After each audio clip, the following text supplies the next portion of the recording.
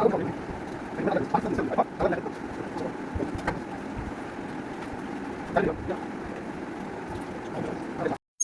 আলাইকুম রহমতুল্লাহ বরকাত। সবাইকে স্বাগতম আমার নতুন ব্লগে। আমরা কি রেডি করতেছি মাছ দেখে অবশ্যই বুঝতে পারতেছেন। আজকে নতুন ভিডিও, নতুন ব্লগ, মাছের বারবিকিউ।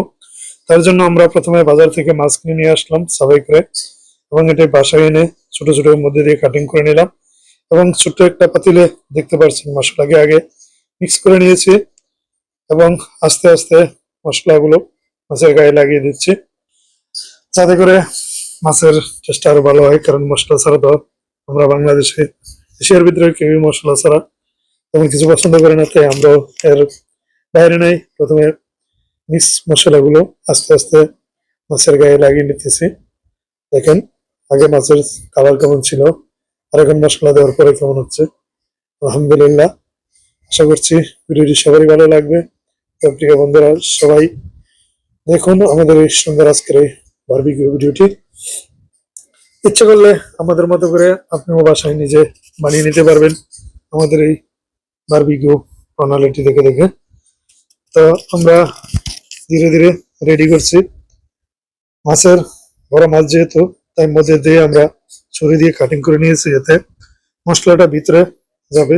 হয়তো মশলা শুধু আপনার মাছের গায়ে উপরে যে চামড়া থাকে এটাতে লেগে থাকবে, ভিতরে কিন্তু মশলা ঢুকবে না।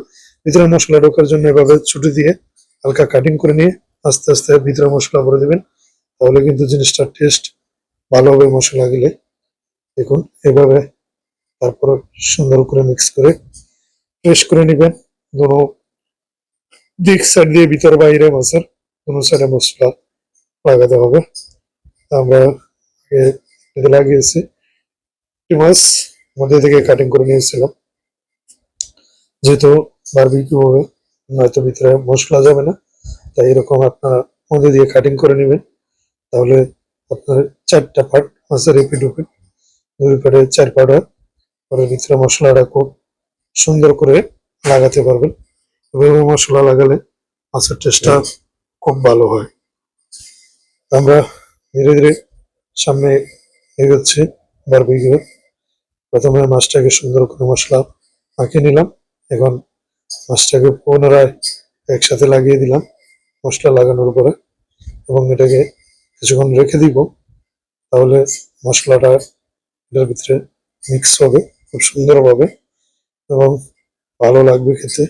পাশে এগুলো হলো কেরালা মাছ, সামুদ্রিক মাছ, এগুলোকে করা হবে বারবিকিউর মতোই, এরা আলাদা একটু সিস্টেম করা হবে। তার জন্য আমরা দেখেন এই মাছটিকে মশলা মিক্স করে নিলাম, আর পাশে আমরা কাটিং করে নিয়েছিলাম টমেটো, পেঁয়াজ, রসুন, কাঁচামরিচ। কারণ মাছের জন্য যা যা প্রয়োজন সবই দেওয়া লাগে, কিন্তু তরকারি হবে না। এটা বারবিকিউর মধ্যেই লাগে, তাহলে জিনিসটা আর খুব সুন্দর হয়। এই ছোট মাছগুলা আমাদের যে চাপিলা মাছ থেকে, সেই চাপিলা মাছের মতো সামুদ্রিক মাছ, ওইটাকেও আমরা দেখেন ফয়েল পেপারে দিয়ে সুন্দর করে রেডি করে নিচ্ছি। দুটোটা একসাথেই দিব, ওটা কিন্তু বারবিকিউর সিস্টেমই নেই, কিন্তু আলাদা সিস্টেম হবে। আমরা দেখতে থাকুন এই মাছটাকে সুন্দর করে সাজিয়ে, তারপরে এর উপর পেঁয়াজ, রসুন, টমেটো সবকিছু দিয়ে নিচ্ছি, তাহলে জিনিসটার টেস্ট বরাবর আসবে। আশা করছি এভাবে আপনারা নিজেরাও বাসা করে নিতে পারবেন আমাদের ভিডিওটি দেখে থাকলে। একে একে আমাদের সবকিছু দেওয়া শেষ। এই ছোট মাছে একে এখন আমরা ফোল্ড করে নিব, পেপারটাকে ফোল্ড করে আলাদা করে রেখে দেব। তারপর দেখুন কিভাবে আমরা কি করে এর ভিতরে সবকিছু দেওয়া শেষ, এখন ফোল্ড করে নিতেছি। ফোল্ড করে বাস আলাদা এক সাইডে রেখে দিব। বাস দেখেন এটা কিন্তু মাছের ভিতরে এইটার যে চুলার হিট, ওই হিটে হয়ে যাবে। এগুলো আমাদের বড় মাছ, বড় মাছের জন্য ট্রে নিলাম, ট্রেতে মাছটাকে 2 পার্ট 2 ভাবে রাখলাম। এখন এটাকে ডেকোরেশন করবো। ডেকোরেশনের জন্য যে সামান, সেটা কিন্তু আপনারা আগেই দেখেছেন যে আমরা ট্রের মধ্যে কাটিং করে রেখেছিলাম। পেঁয়াজ, টমেটো, রসুন, লেবু, কাঁচামরিচ, এই সবগুলোকে দিয়ে এখন আমরা ধীরে ধীরে মাছটাকে সুন্দর করে সাজিয়ে নিব। কেননা যে জিনিস দেখতে সুন্দর লাগে সেই জিনিস খাইতেও কিন্তু ভালো লাগে। তাই যে কোনো জিনিসকে আপনার ডেকোরেশনটা হলো মেন। আপনি যত সুন্দর ডেকোরেশন করবেন আপনার খানার জন্য তত বেশি আগ্রহ আসবে। এই দেখেন ধীরে ধীরে আমাদের ডেকোরেশন কাজ চলতেছে। ডেকোরেশন হয়ে গেলে তারপরে এটাকে আমরা চুলায় ঢুকিয়ে দিব। প্রথমে সুন্দর করে ডেকোরেশন করে নিচ্ছি। দেখুন আপনারা এভাবে ডেকোরেশন করে নেবেন। যত ডেকোরেশন করবেন জিনিসটা খেতে যত ভালো লাগবে, খেতেও রুচি আসে বেশি। তাই আমরা মাছটাকে যতটুকু সম্ভব ডেকোরেশন করে নিচ্ছি জিনিস দিয়ে দিয়ে। বাস হয়ে গেল আমাদের ডেকোরেশনের পর। দেখুন দেখুন কত সুন্দর দেখা যাচ্ছে। এখন আগে তো সবই ছিল মাছ মশলা, তারপরে ডেকোরেশন দিয়ে দিলাম। এখন এটাকে আমরা চুলায় রাখলাম, আধা ঘন্টার মতো চুলায় ছিল। দেখেন হয়ে গেছে কিন্তু আমাদের মাছ বারবিকিউ। খানার জন্য টেবিলে নিয়ে আসলাম। এখন আমাদের খানার পর্ব রেডি হবে। তো অসংখ্য ধন্যবাদ সবাইকে যারা আমাদের এই ভিডিওটি দেখতেছেন। আশা করছি আপনারা নিজেরাও এভাবে বাসায় বানিয়ে নিতে পারবেন। হলো বিরিয়ানি, সাথে রুটিও আছে। তো আমার বিরিয়ানিটা একটু বেশি প্রিয়, তাই আমি বিরিয়ানি দিয়ে এই বারবিকিউটি মাছ খাবো। আর রুটিও আছে, তারা রুটি খেতে ইচ্ছুক তারা রুটি খাবে, যারা বিরিয়ানি দিয়ে খেতে ইচ্ছুক তারা বিরিয়ানি দিয়ে খাবে। দুটোরই ব্যবস্থা আছে। আর এটা হলো সেই ছোট্ট মাছ যেটা কেরালা মাছ বলেছিলাম। দেখুন মাসাল্লাহ কেরালা মাছটাও কিন্তু ওইটার সাথে হয়ে গেছে। এক একজনের তিনটা চারটা করে নিয়ে যাচ্ছে। চাবিলা মাছের সিস্টেম কেরালা মাছ, ভিতরে অসংখ্য কাটা, কিন্তু ফ্রাই করে খুবই টেস্ট। মাসাল্লাহ হয়ে গেছে আমাদের এখন খানা দানা পর্ব রেডি। মাসাল্লাহ আলহামদুলিল্লাহ, খুবই আনন্দদায়ক একটি মুহূর্ত। এরকম বন্ধু বান্ধবরা মিলে সবাই একসাথে আনন্দ করাটার মজাটাই আলাদা। আর প্রবাসের মাটিতে যেহেতু সবাই ফ্যামিলি ছাড়া থাকে, তাই এখানে সবাই ভাই ভাই বন্ধু বলেন যা বলেন সবাই সবাই একসাথে মিলেমিশে থাকার এবং আনন্দ করার মজাটাই আলাদা। সবাই দোয়া করবেন সকল প্রবাসী ভাইদেরকে যেন তারা সবাই মিলেমিশে থাকতে পারেন, এবং আল্লাহ পাক রব্বুল আলামিন যেন সকল প্রবাসী ভাইদেরকে সুস্থ রাখেন, ভালো রাখেন। ভিডিওটি কেমন লাগলো আশা করছি সবাই কমেন্টের মাধ্যমে জানাবেন, এবং আমাদের এই ছোট্ট ভিডিওটি শেয়ার করে অন্যকে দেখার সুযোগ করে দিবেন। পরিবার ছাড়া যেহেতু আমরা থাকি, একটু আনন্দের দরকার থাকে, নাহলে এমনিতেই একঘেয়েমি চলে আসে। যেহেতু পরিবার পরিজন নেই, আত্মীয় স্বজন নেই এই প্রবাসের মাটিতে, শুধু আপনার কাজ ছাড়া এখানে কোনো কিছু চিন্তা করা যায় না।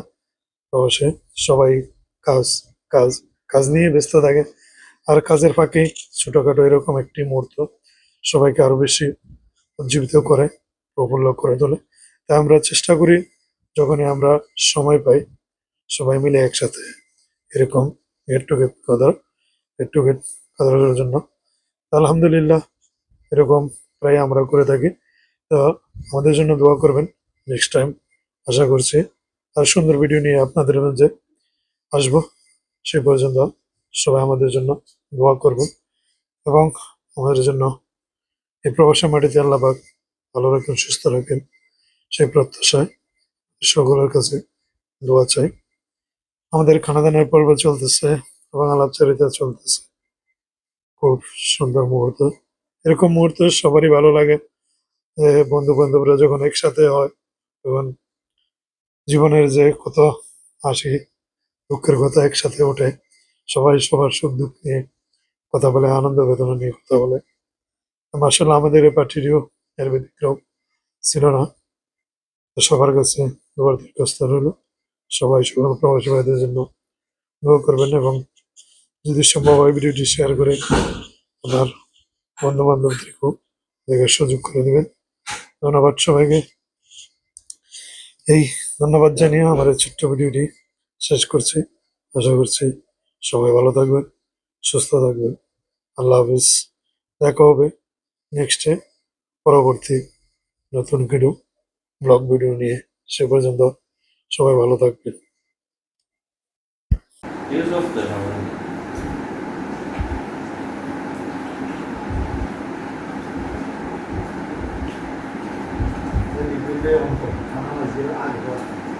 মানে ধান চাষ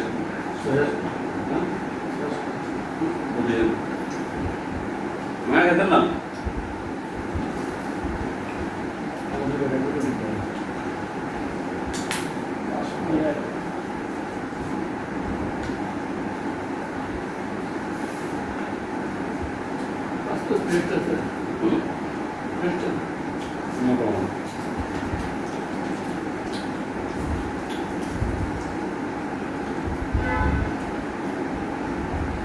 কেরালা মাছও সিদ্ধ হয়েছে ভালো